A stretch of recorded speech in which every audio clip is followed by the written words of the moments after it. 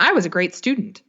Like, I worked really hard. I had really good grades. I got done with college in 3 years, not 4. Like, I was sort of the epitome of doing all the things that you're supposed to do to be quote unquote successful, whatever that means. In my mind, that meant the job, the company, the title, the promotions. But what I found is that actually those were all really draining things. And those were things that I thought that I needed to do to prove that I was good enough, but that actually, at the end of the day, I was feeling like it was stealing my life. Welcome to the Women Inspired Podcast, where together we explore ways to live our most joyful, aligned, vibrant lives. On this podcast, we draw inspiration from the lessons embedded in other women's stories, and we use them to catalyze our own growth and success.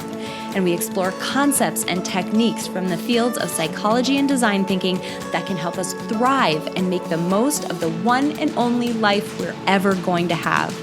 My name is April Seifert. I'm a psychologist, an entrepreneur, and a self-proclaimed life experience junkie, and I'm your host and friend along this journey. This podcast is supported by Modern Well, a woman-centered co-opportunity workspace in Minneapolis, Minnesota. Friend, it is time to start living vibrantly, by design and with intention. Here we go. Hi, friends. Welcome back to the Women Inspired Podcast. My name is April Seifert, and I am your host and your friend along this journey. For those of you who are new to this podcast, I absolutely adore speaking with other women about their journeys, about their struggles, about the lessons they've learned, about the goals that they've achieved. Because what I've found in speaking to well over 100 women at this point is that there are some commonalities in women's struggles as they seek to achieve their biggest goals, as they seek to move through adversity in their lives.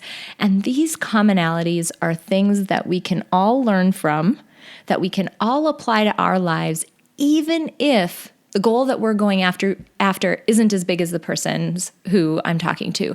Even if you aren't going through something as adverse as the person that I'm talking to, the lessons that we uncover through these conversations are so incredibly applicable to just the day-to-day things that we're trying to do, our day-to-day lives, the struggles we go through, the failures we experience, and just our lives as we seek to become the best version of ourselves.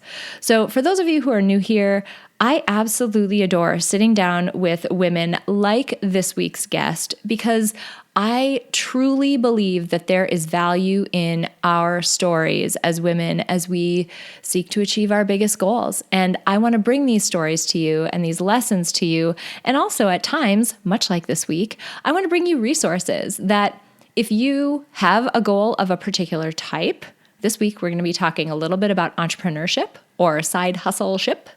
I want to bring you resources to show you that, hey, if this is a barrier that's standing in your way, here's a person who can help just move that barrier out of your way really quick. So, super excited to dive into this week's interview. This week we're talking to a woman named Michelle Evans. Michelle is absolutely incredible. She is another one of those incredible stories of, a woman who wasn't feeling fulfilled in her career. You could hear it in the quote that I threw at the beginning of this episode. You could hear it in her voice that she was doing everything that she thought was right, following the straight path, got the great job, graduated from college early. She was the model, type A, straight A student. But she wasn't feeling fulfilled. It just ultimately wasn't what was on her heart and not what she wanted to do. And so this is a gorgeous story of someone who did not rip the Band-Aid, freak out, and run out of her job one day, but rather she took a very targeted, intentional approach toward her exit from her 9-to-5 job. It's such a neat conversation about how to, not quit your job in some hasty sort of way, but move away from a more traditional form of employment into something that's more entrepreneurial in maybe a path that would be more palatable and less risky to a lot of people. So I think if that is for you, you are going to love this episode. We're also going to talk a lot about the path that Michelle went through around aligning her ultimate entrepreneurial efforts, aligning them around her values and her strengths. Sounds a lot like life design, doesn't it? Life design, for folks who are new here too, is something that I like to dive into on these episodes. And it's essentially getting to know who we are and then intentionally making decisions and intentionally steering our life into alignment with those values and strengths and those aspirations for who we want to be at our best. And this is a really, really great example of someone who did just that.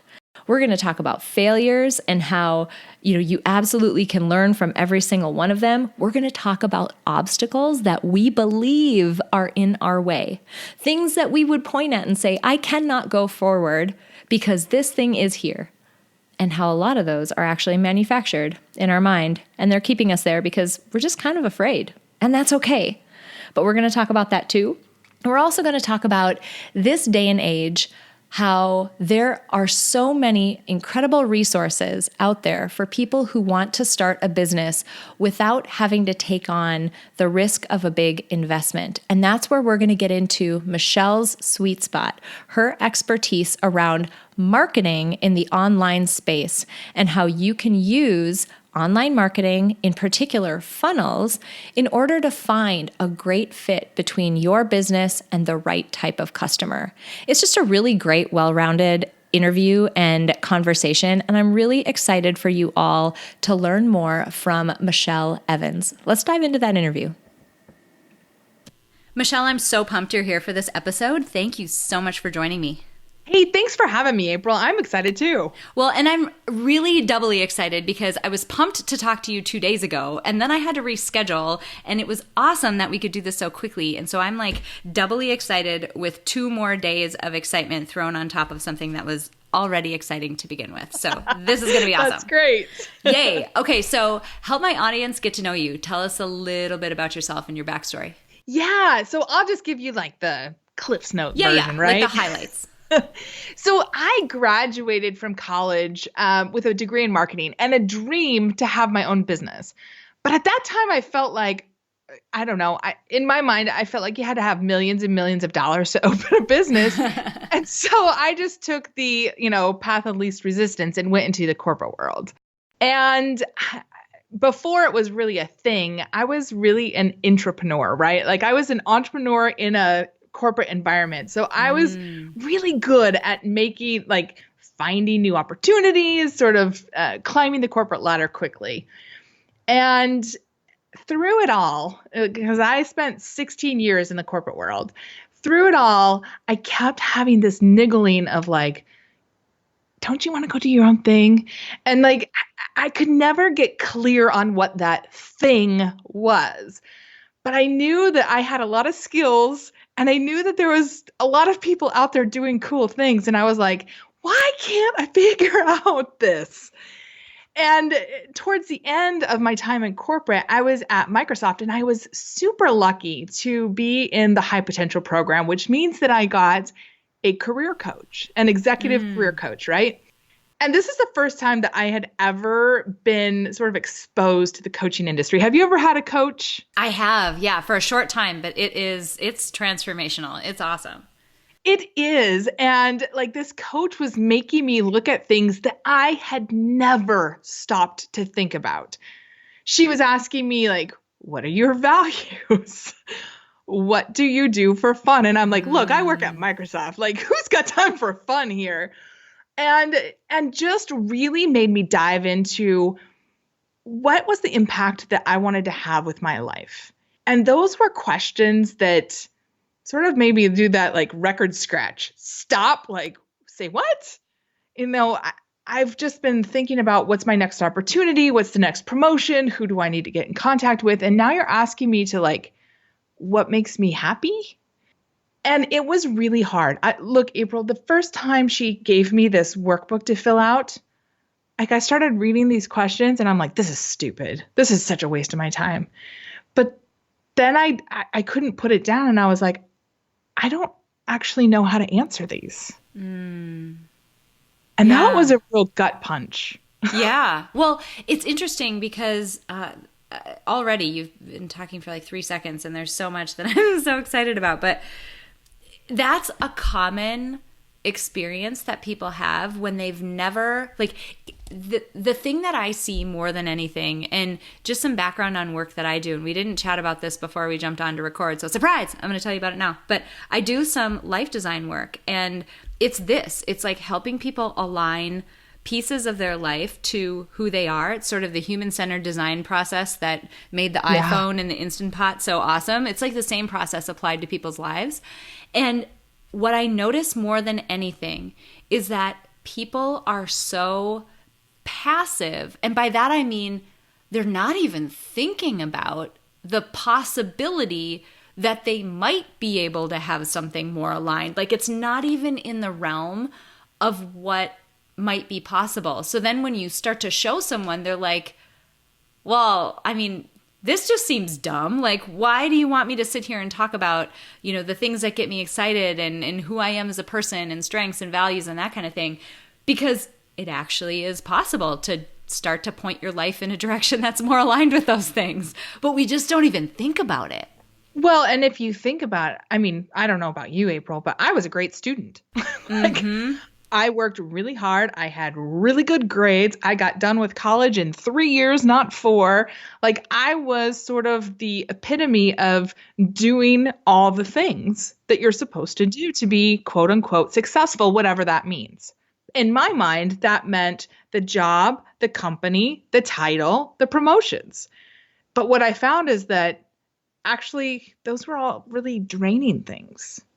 And those were things that I thought that I needed to do to prove that I was good enough, but that actually at the end of the day, I was feeling like it was stealing my life.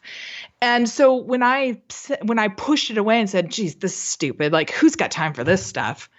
What it really was doing was holding up a mirror and showing me the things that I knew were wrong, but I never consciously acknowledged. Oh, that's so painful, right? It was painful. I feel sorry for my coach. I love her to death. I mean, she did this work with me back in 2008, so it's been 11 years, right? I love her to death because she hung with me while I was like kicking and screaming like a toddler, like, I don't have time for this. Oh, man. And she made me do it anyway. So what was something that's was revealing about that? I'm just curious, because a lot of people don't take the time to really intentionally dive into who they are. They just kind of feel self-awareness is the most elusive thing ever, right? Because people feel like they're self-aware, but they're like super not. So it's not until you actually do the intentional work to dive into who you are and start filling out some of those journals and taking assessments and really thinking about it and integrating pieces from, all these different sources that you start to get a really good picture. Was there anything that surprised you or that seemed maybe that wasn't being leveraged in your current job? Yeah, there was a lot. I mean, I think the first thing was that I became aware of the unconscious programming that was driving me. Oh, huge. And so in all these areas where I felt like I didn't, and I mean, look, I was in the high potential program. So like I was in quote unquote the top 4% of people, right? Like, it's not like I wasn't doing good work, but I was doing it at the expense of my happiness, my health, my free time. Like, I just was giving everything. And it's because I felt like I didn't really have a choice.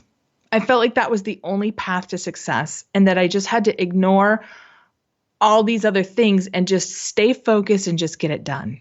And the more I dove into this stuff, I'm like, I know why I'm not happy. I freaking hate asking for permission. Like, I hate it with a vengeance. And so every time I had to do it, it was like draining energy out of me. And so it just, like, clue by clue, I got back in touch with why I always wanted to be an entrepreneur in the first place. But then I had to deal with this need for safety and security and like paycheck and all that stuff too. And so, I mean, bottom line, what I found out about myself is that I didn't really know myself. Yeah. I knew how to show up and be the person that could get good grades or get a good, evaluation. but I wasn't bringing all of me to the work that I was doing. I was just doing what I thought needed to be done. Like, I don't know, like I was wearing a mask. Yeah. So fast forward then, how did you make that leap? Like, how did you ultimately get the courage to go out on your own, to leave your job, and then tell my audience a little bit about what you ventured out to do and the work that you do? Yeah. So, I mean, through this work that I did with Therese, who was my coach, I was like, you know what? I think that if I understood this coaching thing a little bit more, I would be a better people manager. I did a lot of internal consulting and a lot of people management stuff. And so I went through the course to be a coach.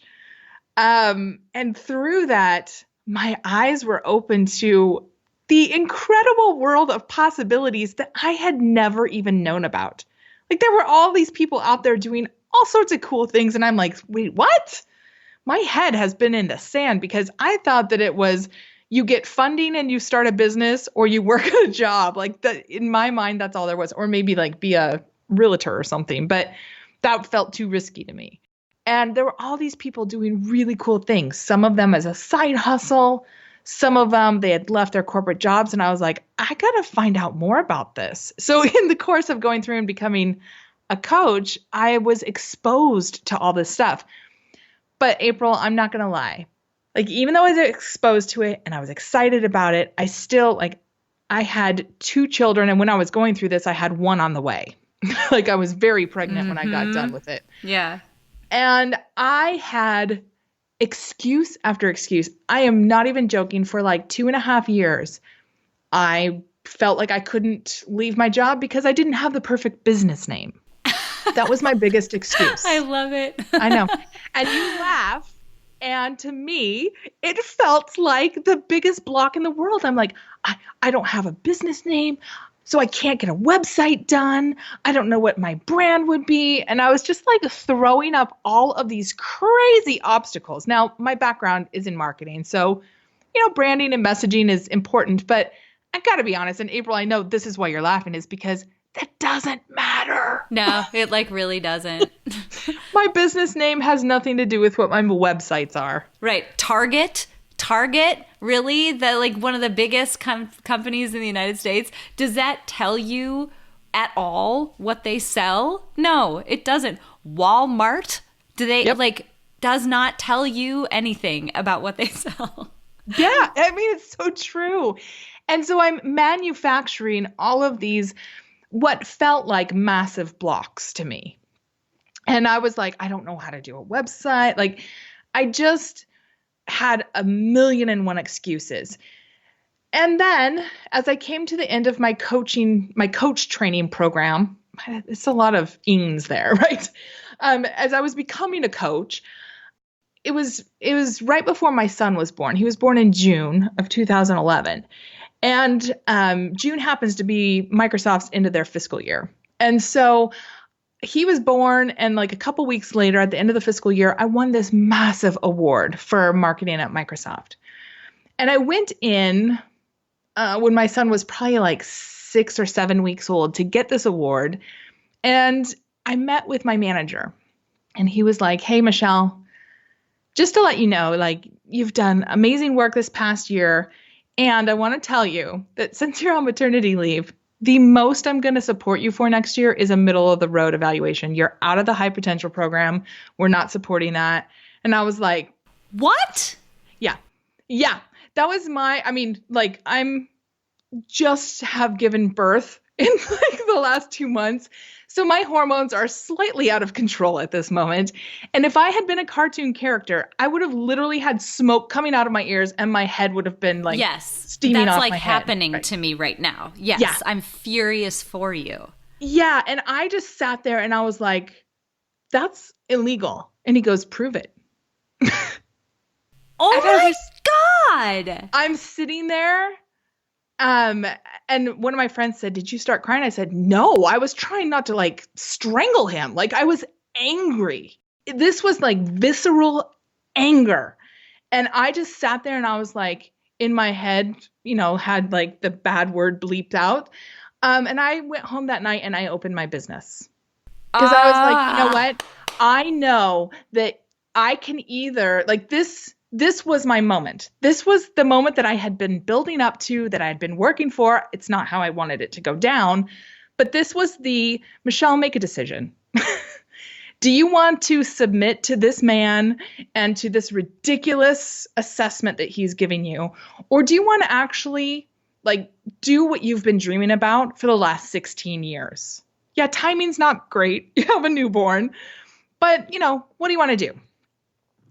And I went home that night, and after, 2.5 years of sitting on it, of coming up with 1,000,000,001 excuses about why I couldn't open my business, I opened my business. Nice. And the business name that I came up with was MLE, which are my initials, Business Solutions. Love it. You know what that is, though? Here's why I love it. You could have called it Michelle Enterprises. Yes. I don't care. You know what's cool about that? And this is just a tip for anybody who is thinking about starting a business, whatever, because I'm just going to ruin a little bit of the punchline. Michelle meanders a little. I've meandered a little since I've come out and become an entrepreneur, right? You start where it makes sense to start, and then the road gets weird and you start following it, right? But Yes. what's cool about that business name, there are lots of solutions that you can offer to businesses. So you can meander within that same name. So that's like a big tip to people who want to be an entrepreneur. Call yourself blah, blah enterprises, but like leave it open, because you never know what direction you're going to take that business. And it's so much easier if you just have that name. 100%. And I like to share that for that very reason, April, because if that's something that is going through people's head of, God, I have to figure this out. Like, I felt like I had to have this 5-year plan and have perfectly planned out where I was going. I could not have envisioned. I mean, I'm 7.5 years into my business now. There's no way I could have envisioned the first 2-3 years, much less 5 and 7. Like, it's impossible. So give us that windy path. Like, what did you start doing? And then how has it evolved? Yeah, so that was I had that aha moment in August of 2011. I didn't actually leave my job full time until January of 2012. I finished out my maternity leave. I came back until the end of the year, and I spent from August to January having lunch, having coffee dates, having emails with as many people as I could come up with that could potentially hire me for something. And so, I really, when I left my job, I actually stepped right into enough contracts and work to replace my salary. That's awesome. Yeah. And it really was because I was 100% focused, and I was like, you know what? I don't actually know 100% what my business is going to be, but I am going to go out there and I'm going to find some opportunities. Now, if I could go back and help myself, I would have been a little more focused, because when you do, 15 different contracts and they're all with different focuses, it's actually really hard. But I wouldn't have given up that learning experience for anything, because what it proved to me is that there's a lot of people out there looking for people who will show up when they say they're going to show up, who will do good work, and who they can count on, right? Yeah, absolutely.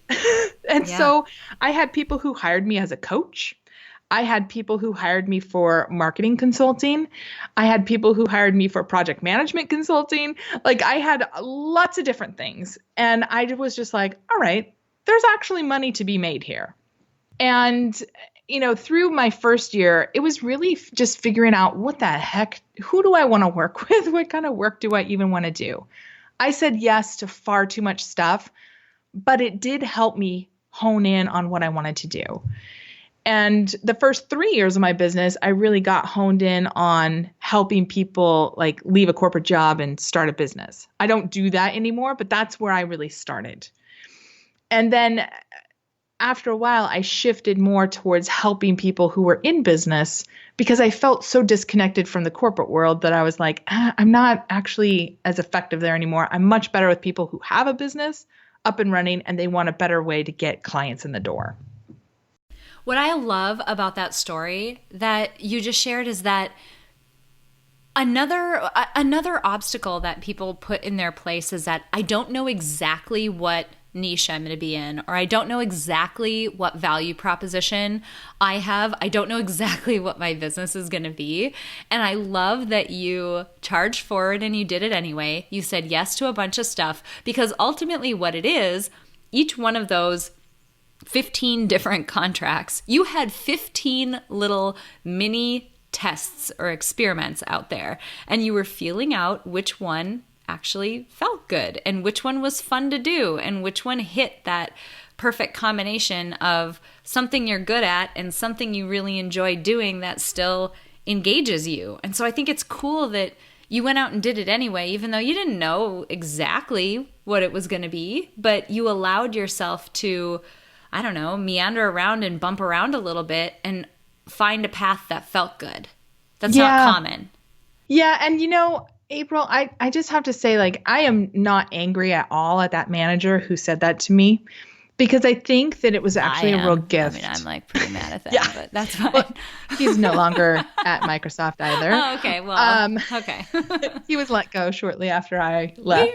Weird. But I think that the kick in the pants that it gave me of being so convicted that this was the right path for me to go down really helped fuel that ability of mine to just dig in with, I don't know, a tenacious attitude of saying, I'm just going to figure this out. That guy was like your boat burner, right? Exactly. Like, you're going to set up shop on this island and he just started your boat on fire. So like, you have to do it. Yeah. Yeah. And I wouldn't even say that I was angry at him. I was angry at the system. And I was just like, I am not going back there. I'm not going to submit to that. Nobody gets to determine what my value is, just me. Yes. Oh, that's so awesome. That's so good. Like, looking back, I can tell you that. But in the midst of it, April, like, the first time somebody said, well, how much are you going to charge for this? I was like sweating to death. Like, well, I don't know. Yeah. I don't know. Yep. What should I charge? Is it worth this? I don't know. Am I worth this? Like, it brought up everything because, when I just got a paycheck, I didn't have, when I was first hired, I'd have to negotiate what my salary was. But usually they said, okay, here's your starting salary. And I'd say, oh, okay, how about $5,000 more or whatever? Like, it wasn't a big negotiation. But, when somebody's saying, all right, Michelle, I have these 10 things I want you to do. What is it that you're going to charge for it?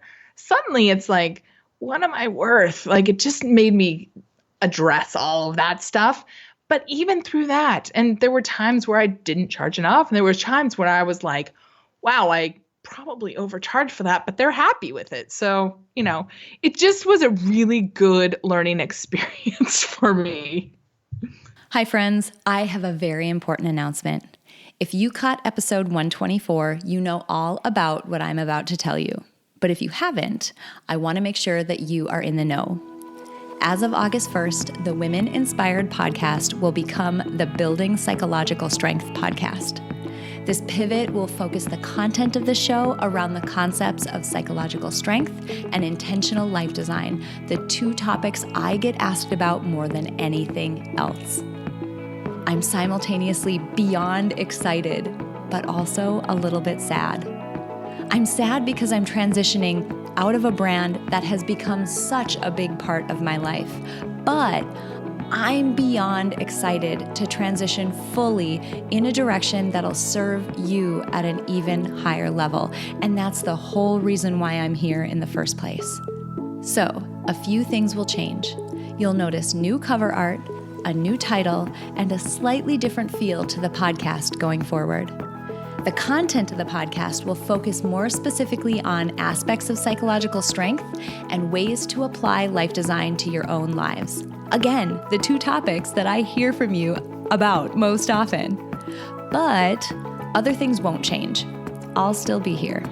Each and every week, I'll still have the same dedication to bringing you guests, information, techniques, and tools to help you thrive in your life. And I hope you'll continue to join me each week. You don't have to do anything on your end. The change will automatically happen on August 1st, but I wanted to let you know ahead of time because I truly consider each and every one of you a dear friend. If you'd like more information about the transition, please catch episode 124. And thank you so much for being with me on this journey. Okay, so 2-3 years in, that's what you're doing. And then you kind of mentioned that you started to veer toward helping more established businesses or people who were already in business, help them do better. Like how did that work evolve? Yeah, well, it evolved through failure. That's kind of my trail of tears behind me of like all the things that didn't work helped me get on the right path to the things that did, right? I had this, I bought into this idea that to be successful online, you needed to have an online course. And, all these people who were making millions of dollars a year were saying, create an online course and just sell it and you'll be making millions. And I was like, okay, like I could be down with millions. And so I created an online course. Now, April, this was not grounded in any research. This was not grounded. Like I did it based on a workshop that I did that was in person. In-person people are really different than online buyers. So I just was like, hey, this works in person. I'm just going to turn this into an online course and I'm going to sell it and I'll be like, rolling in the dough. I couldn't even give it away for free to people. They would be not interested. And it was at that moment that I actually hit my low point. And I thought about going back to Microsoft. I actually had been given a really interesting job. They dangled a really interesting job in front of me and said, hey, we'd love to hire you for this. And those happened at about the same time. And I was just like, ugh. Now, thankfully, I had a group of ladies who also had online businesses all over the US. There were 6 of us that got together every other week. And I was just like, okay, like I just bombed big time. I spent all this time, all this money to make this course and nobody wants it. Like nobody wants it. And I have this decision to make. Like, do I stick this out? Or do I go back to a safe and easy job that has, all sorts of great things? And they just were like, you know what's right for you. But they started asking me the questions. And they made me reconnect with why I wanted to be in business in the first place. They made me reconnect with what I loved about my business. And that was really like connecting with people, helping people. And they were like, what could you do in the next month or two that could make up all that money and time that you just spent? And I was like, I could easily help people with their marketing. They're asking me all the time about marketing. And that's really, I spent probably 6-7 weeks moping around in my yoga pants, eating oodles of chocolate as I was drowning my poor me sorrows. But once I kind of worked through that and I was like, no, you know what? I don't want to go back to a place where somebody gets to determine my value and my free time and all that stuff. I want to be able to really dive into what people are already asking me for. And so I rolled out a really simple offer using a really simple, what's called a marketing funnel, which is just a way to help people understand what I could help them with. And within about 8 weeks, I had, signed 12 new clients. And I had more than made up the time and money. Well, the equivalent of the time, in money that I had spent on creating that course. And more importantly, I realized how much I loved working with people. Oh, that's cool. And I was just like, you know what? I got to do that. I need to really cut the ties, not look back. Because this is the work that makes me happy even when it's hard. This is the work that I know makes a difference. Whereas, if I was to go back to a big company, I'm just one of many, many people. And it doesn't really matter at the end of the day. If I help April, if I help you get 10 new clients in the next quarter, that makes a huge difference for your business. Mm-hmm. If I help Microsoft get 10 new clients, nobody will care. Yeah. It's that scale, right? You're making this impact. And to like a lot of what drives me in some of the day job work that I do in data science, I don't talk about it a ton on the podcast, but I've got this day job where I do some data science work. I really love equipping small to mid-sized businesses with the same tools and the same gas on their fire that larger businesses have, because and I this is relevant to the conversation we're having more so than the data science blah blah that I just brought up. The point that I want to make with this, and that I think you'll really agree, is that for people who are interested in even a side hustle that makes them an extra couple $100 a month, think like your cable bill is free now, or you're going to cover a car payment. Think even on a small scale, we're talking hundreds of dollars. There has never been an easier time to spin up a website, spin up an offering that you can put out into the market and get it in front of people to even make a few $100 here and there. And for a lot of people, taking a couple of bills off your plate is a really big deal. So I love, much like you were just mentioning, I love giving that set of tools to businesses where like that's going to make a massive difference for them. And it's going to change the way that that person lives, because that money that's coming in, that's their livelihood. I adore that. Absolutely adore it. Me too. And also, not that I have anything against big businesses, but I think that some of the most interesting and innovative things come from individuals and small groups, small to maybe mid-sized businesses, of people who are super committed to a purpose and a dream. And I love being a part of that, no matter how small that is, where I come in and maybe help them come up with a marketing system to sell their stuff. And then they're like off and running, and I can celebrate them and see how far they go. That to me is so fulfilling in a way that that my jobs just never were. Mm-hmm. Oh, I love it. And something you said, I'm actually going back to one of the very first things you said. You said that when you were in your job, you were an intrapreneur, right? Like you were this entrepreneurial minded person who was in a corporation. I was that person too. And what I found is that if you are of that mindset will it's tough to describe. Like, okay, put it this way. Goldfish. I'm going to goldfish. Goldfish grow to the size of the environment that they're in, right? Yep. And if a goldfish grows too big, they feel constrained in that environment. They feel constrained in that fishbowl. But you put them in a larger environment and they can grow much larger.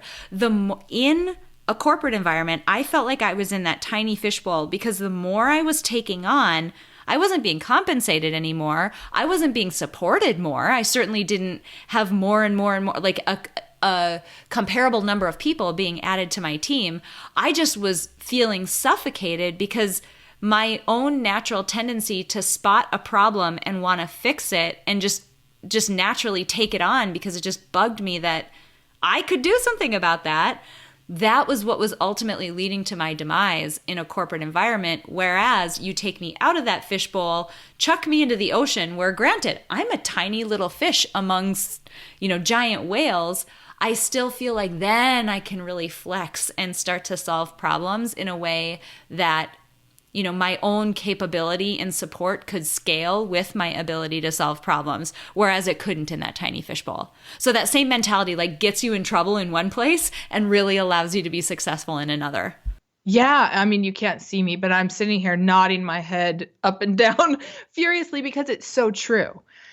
And I mean, on the other hand, I wouldn't give up the skills and the experience and the insight and the business mind that I got from working in corporate. Like, I'm not sad that I got that. And I'm so thankful that I had that coach that literally kicked me in the butt to really take a look at what is it that what's the legacy that I want to leave? Because if I had never thought about that, I know that I wouldn't be here today. So you've made this amazing leap. You've done it very thoughtfully and with a bit of just gray area, right? At each step of the way. Maybe a bit. You've got people probably listening to this thinking, yeah, I'm that person. I'm sitting in my cube, or I'm about to be. Maybe I'm commuting to my job and I'm sitting in my cube and I'm not fulfilled by this. And this is not the legacy that I think I could leave. What would you say to that captive audience? What's your advice for that person who's listening right now thinking that? Yeah, the first thing I would say is don't quit right away. I think that one of the best things that I ever did was make the decision in myself and then give myself runway to find out what do people what kind of opportunities are there even out here for me? And so, if that means, so for example, my husband still works at Microsoft, but he loves photography. And so he's found ways where he can do a side hustle for photography. So on nights and weekends, he can do photo shoots. And he has figured out for himself that he loves photography, but he doesn't want to do it full time, because then he would be turning his love of this art into a really burdensome job. And so for him, it was better that he just did it as a side hustle and keeps it as a side hustle where it's just fun play money, where he can buy more equipment or, pay for a vacation or whatever. For me, I love marketing. I've loved it since I was young. Marketing has always been just like a drug to me. I love it. So I knew that that's the work I wanted to do. I had so many different skills and, I had so many job descriptions associated with me that I didn't know what kind of opportunities were even out there for me. And so I would say, if that's you, start off by having coffee dates, conversations on the phone. I like to do in person versus email or messaging, because you can read body language. You can, just see a lot more. Have lunch, have dinner, have meetups where you're able to just understand what kind of people are they hiring that do the kind of stuff that you do? What kind of opportunities are out there? Because once I saw that there were a lot of opportunities, it made it that much easier to just take that next step. Versus if I was just I don't know what I'm going to do and I'm just going to throw it all in and figure it out. That would have been really scary. And I'm not sure that I would have been able to keep my business going, because I would have been so worried about paying the bills. I've got 3 kids and a mortgage and I made a good amount of money. It's not like I can just suddenly make nothing. And so I would just say give yourself runway, give yourself the ability to start putting feelers out and just understanding what's out there. I know one of my students for a course I eventually did make called Build Your Funnel Bootcamp, she still is in her 9-to-5 job, and she has given herself the ability to test things out, to find opportunities, and she's on to a great business now. But she never would have gotten there if she had just thrown it all in and been oh my God, I have to pay my mortgage this month. I got to figure something else out. She's given herself a couple years of just testing different things. What do I like? All that kind of stuff. So that's usually what I tell people is be really clear on what it is that you're trying to find out and how you fit in there. That's really great advice. I don't remember where I can't cite the statistic because I didn't know I was going to cite it, and I don't remember where I heard it. But I heard a statistic about the success of side hustle starting businesses, and that something they're twice as likely to be successful if you don't leave your job right away, simply because the amount of pressure that is put on that baby little business, it's too much in the beginning, and people can't weather the just natural volatility and ups and downs that happen in the beginning until things stabilize out and you make a name for yourself. Yep. You can't weather those the downs, essentially. You can't weather them as much when your entire livelihood is stuck into that business. It's just a lot of pressure. So I love that. One of the other reasons, and this is just, we're kind of winding down in time and we haven't gone there yet, and I'm like abruptly going to left turn us. Sorry. That's my blinker. I'm turning left, people. One of the other reasons why I was excited to have you on is that there are people here who have side hustles or their own businesses, online types of businesses. I wanted to put someone who is just another resource in front of those folks to let them know that you don't have to figure everything in your business out, right? You have your zone of genius, the reason why you started your business, the thing you're very good at that you want to focus on. And then there's everything else. And sometimes marketing is one of those everything else things. It's super important, right? How do you get new clients?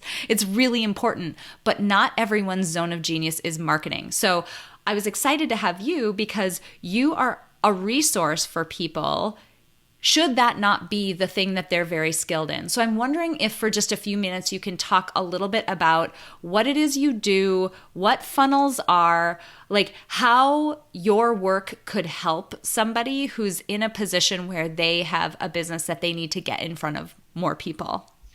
Yeah. And April, even as somebody like my degree was in marketing, my 16 years of corporate experience was in marketing, my business became about marketing.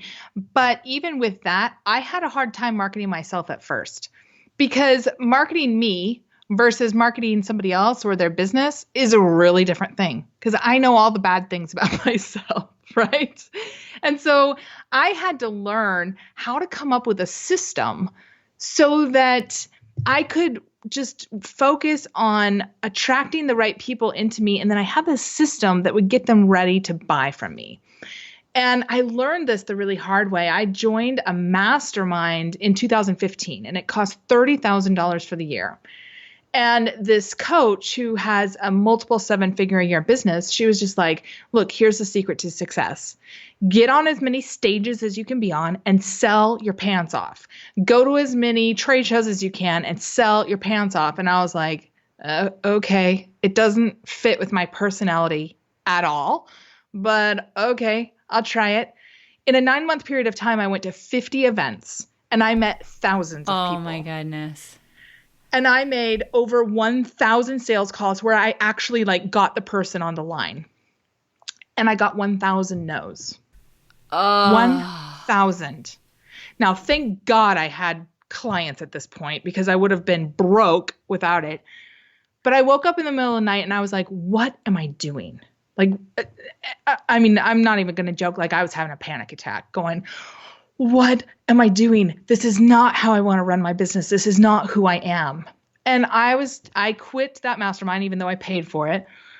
And I said, you know what? I'm going back to marketing funnels. Now, people may or may not have heard of marketing funnels before. But basically what it is a way for you to have a profit system that runs underneath everything that you do. So what was happening when I was going to all of these events and meeting all these people is that I was basically just doing random acts of marketing. I was randomly posting to Facebook or, randomly doing a video or randomly, connecting with people and making phone calls. And they're like, who are you again? What is it that you're all about? Why would I want to hire you? And it's really hard to get traction in your business when you're constantly having to be like, hey there, my name's Michelle. Do you want to hire me? And they're like, no, I don't. I don't know what you do or why I'd want you. Mm-hmm. And so I rolled out these marketing funnels, which is just really going back to my basic marketing roots. I mean, back when I graduated from college a billion years ago, we just called these, campaigns. But what it is it's, warming them up with some really good free content that answers a question that they have, that attracts the right people in that could potentially want to buy from me. It's giving them a freebie. I have a quiz, I have PDF downloads, I have a bunch of different things that I can use. It's helping them understand why they would want to hire me, why they would want this offer for their business, and why now is the time to really give myself an unfair advantage against other people who do the same stuff, because they're like, yeah, I totally get why I would want to hire Michelle. I know exactly what she would do for me, and I know that this is exactly what I need to move my business forward. And then just giving them that clear next step. Hey, let's get on the phone, or hey, come to this webinar, or whatever it is. Like, there's a lot of different ways to do marketing funnels depending on what you're trying to do.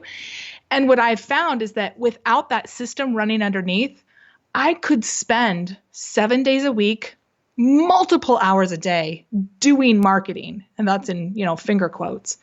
And it would result in nothing.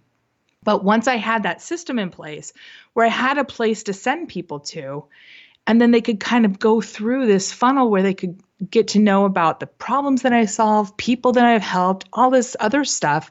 And they're like, yeah, actually, I totally want to get on the phone with you. So I rolled this funnel out, my first one. And within 3 weeks, I had sold over $60,000 worth of stuff. And it's not like I suddenly was talking to different people. It's the same people that told me no. And it's not like I suddenly became the best, on the phone salesperson ever. I didn't change at all. It's just that they were ready for the conversation versus me just springing it on them. Yeah, absolutely. Well, and the thing is, for people on the consumer side as well, I feel like this relationship is so mutually beneficial because not only for the business owner does this result in a more just a higher conversion rate, more people who you're speaking with actually end up buying from you. But on the consumer side, it allows you, this is like a two-way street, right? You can engage with that person and get to know them. And at any point in time along that funnel, as you're consuming some free content or getting to know that person, you can decide, nope, actually, I'm not jiving with them. And you can say no before you've bought anything. You can sort of try. Yeah. So I feel like this is the more modern way of doing things where it's more of a symbiotic back and forth relationship because each person is saying, okay, cool. Here's another thing that I have. Do you still like that? Because if you do, let's keep going. But if not, that's okay too. So people can kind of, it's easier to find that mutually beneficial fit between the business and the consumer when they're in a relationship like this versus one where you meet and you want to get married right away. And you ask them for a sale right away. Which is what I was doing when I was trying to follow that mentor's advice. And granted, it works for her, but I always recommend to anyone who wants to get into business or even just wants to find out more about themselves. I love How to Fascinate. Have you ever done that quiz? No.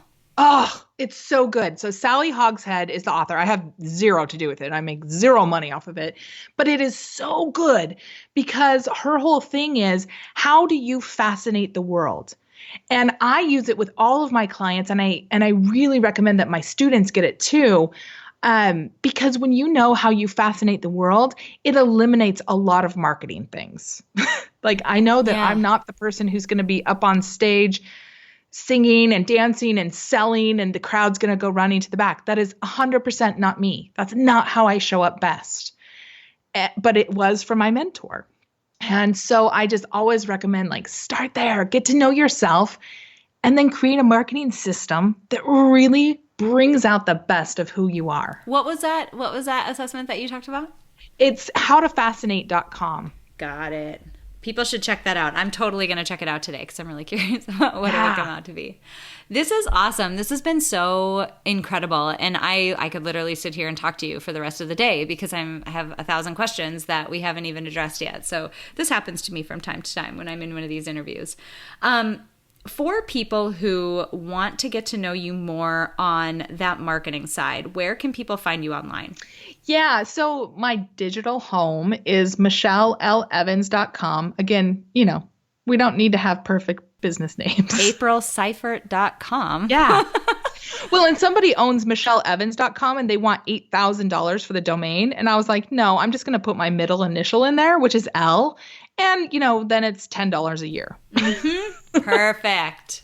So it's michellelevans.com. And there's a quiz there if you want to find out more about how a marketing funnel could work for your business. I have a quiz there for you to help, find the ideal marketing funnel for your business. And then another place where you can go is I also have a podcast. It's called Profit Without Worry. And it's really meant to help people understand, like, how do I create profit in my business without the worry, without the, 3 a.m. panic attack? I love that. Oh my gosh. This has just been so phenomenal, both on both sides of the coin. Like, you sharing your story of walking into entrepreneurhood and what that looked like, and such practical advice for people who are likely in the same position that you were in, and how to make that transition in a way that doesn't feel so scary. I mean, there's a time to rip the Band-Aid, and there's a time to be more intentional and more thoughtful and a little bit slower about things. So I loved that conversation. And I love this one too, because I like bringing people resources to know that if this is the thing that's standing in your way from moving forward with an idea that you have, please know that there are resources out there, and here is someone who is one of them for you. I love bringing people like you on so that, people know that you don't have to do it all yourself. You don't have to, have everything figured out by yourself. No, not at all. Thank you so much for having me on. I've enjoyed this too. All right, friends, there you have it. That is my conversation with Michelle L. Evans. Wanted to hit a few things from that conversation that really stuck out to me. And for those of you who have listened to me for a while, know where I'm going first. I loved the conversation that Michelle and I had around her decision to leave her corporate job and how it all resulted from, it's funny, a coach that she got from her corporation, but this coach's ability to draw out of her what her values and strengths are and start making her question whether this was the right fit and what type of work would be the right fit and what type of environment and what type of challenges would be the right fit for her individually. This is exactly what life design is. For those of you who don't know, I occasionally run a 6-week program called Life Design Lab. This is exactly what we do. We dive into the human-centered design process, we get to know you, and then we start to design your life around you, all with a giant dose of psychology baked in. Because what I find, and you could hear this in the way that she described it, you can see the path forward, but some of those psychological barriers, like, is this really something I can do? Is this really okay for someone like me to do? Some of those can stand in our way. And so if we tackle this life design process in conjunction with talking about some of the psychological biases and blocks that come in when we try to make changes like this, you get really cool results. And that's awesome. So I had to hit that because it's such an important topic, and it's one that I'm so passionate about. And one of the reasons why I'm so passionate about it is because I firmly believe that we need to make the most of the time that we have here in this one life that we have. And the first step in doing that is getting to know ourselves. But I mentioned it in the interview. This is such an elusive thing. It's one of those things that people feel like, well, I'm in my own skin and in my own body every day. I know myself, but we don't. As I've been on this journey of applying the psychological principles that I learned in graduate school and since then, as I've been applying those to myself and really diving deep, I can see how there were beliefs that I had about myself and people like me, and beliefs that I had about relationships, and beliefs that I had about my ability to set and achieve goals and how big those goals could be. I had those beliefs, and ultimately those were operating on a level cognitively that I just didn't have access to. I didn't even know they were there. And so I say that self-awareness is elusive because it can feel like it's something that we understand. We can feel like we understand ourselves well. But in reality, there are layers and layers to it. And I don't feel like I've even gotten to that point with myself where I can say I know myself well. I feel like that's always going to be a lifelong thing. And so in this life design process, what I think that it does for people is, for the first time, gives them a strategic framework. It gives them a way of starting to peel back some of those layers and really understand what's under there. And I thought it was so neat to hear Michelle describe that exact process as she started to move away from her corporate career. So cool. The second thing I want to hit, she mentioned how a lot of obstacles that we see in our way are actually manufactured. Like, what should I name my business? And I don't have business cards, and I'm not sure what my URL or my website should be. Those things, we put those in front of us. We manufacture those barriers or those obstacles because we want something logical or something point-atable to point to for the reason why we're not making progress. But in reality, what's likely under the covers, it's just fear. We're just nervous about it. It just means that whatever it is you're trying to do is outside of your comfort zone, and you're trying to make sense of and make a logical reason why you're not moving forward, even though you desperately want that thing, even though you desperately want to achieve that goal. You're not making progress, and you want a point-atable reason for it. So I would encourage you, and this is one of those things that do it internally. You don't owe me, you don't owe anyone else an explanation for it. But just internally, I want you to get crazy honest with yourself. Like 3 extra glasses of wine, super honest with yourself. Is whatever it is that's standing in between you and your goal, is it potentially manufactured? Could you actually move forward? Could you find a way around it or over it or through it? Because if you could, then it's not really a barrier. You can actually find a path forward. And I'm not telling you what to do as a result of that. I'm just saying, just be a little bit honest with yourself and start to flirt with the idea that that barrier might not actually be there. It might not be a real thing. It might be manufactured. And as you start to flirt with it, it just makes a little bit of space for you to start to wiggle with and flirt with the idea of maybe just getting over that barrier. Because ultimately, that's the only way you're going to make progress. And last, for those of you out there who look at entrepreneurs and look at people who have left their jobs and think, man, I wish I could do that, but wow, is that risky? I loved our conversation at the end. You do not have to quit your job. In fact, don't quit your job. Don't put that much pressure on such a young little business. Let it grow up. Let it be a kid, right? Let kids be kids. Let it be that fledgling little business that's going to have its ups and downs. Give yourself that foundational, revenue baseline that is your normal job in order to give you the stability you need to get that little guy off the ground. And once you do, once that business grows into something more stable and you have stable income, then at some point, your job will be the thing that is keeping your business from growing. And then it's time to leave. But in the beginning, don't feel like you have to run out right away. Do it on a timeline that makes sense for you, that makes it more likely that you're going to stick with it and be successful. And that might mean you juggle both things for a little while and your business just grows at a little bit of a slower rate. That's okay. Progress is progress, even if it's slow.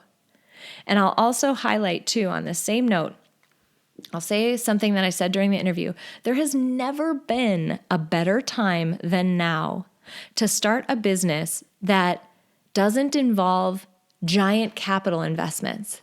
It could simply be a website where maybe you sell something that you make, or maybe you sell services, something that you're really good at, that people are asking you for already. Maybe you sell those services on your website. But creating a website has never been easier. Standing up marketing has never been easier. Finding people like Michelle who can do those things for you has never been easier. So please don't let that be one of those barriers that you're manufacturing. They are not barriers. It is so easy. It's never been easier to do it. A simple Google search will get you everything that you need to make progress in that arena, and do it. Man, if you are passionate about something, go after it. Go do it. Because the only difference between you and all the women that I've interviewed that have done miraculously amazing things, grown huge businesses, the difference between you and them is that they started and they persisted. And every single one of them will say the same thing. They have. Go listen to my back episodes.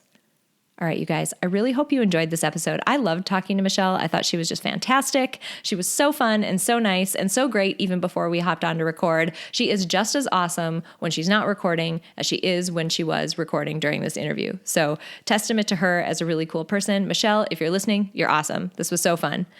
Folks who are listening to this too, if you're not the person who, wants to venture out and be an entrepreneur, but you know somebody who is, will you please share this with them?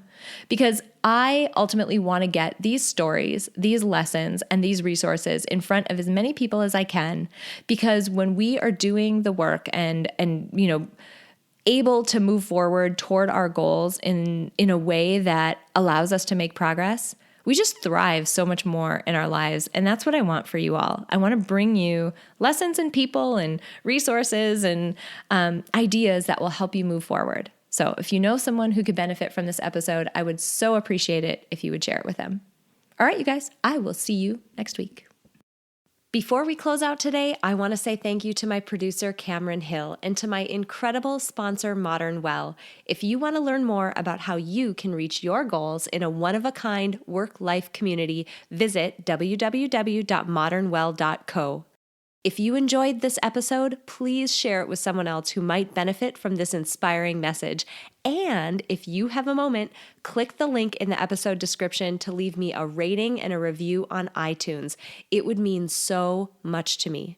Finally, I want to remind you that it is absolutely possible to live a happy, fulfilling life, even in spite of all of the chaos and demands we all experience. Sign up at aprilseifert.com to gain access to tools that will help you do just that. I have carefully created and curated a set of tools that combine the powerful fields of psychology and design thinking to help you intentionally create a fulfilling, happy life you love. Thank you so much for joining me this week, and until next week, stay inspired.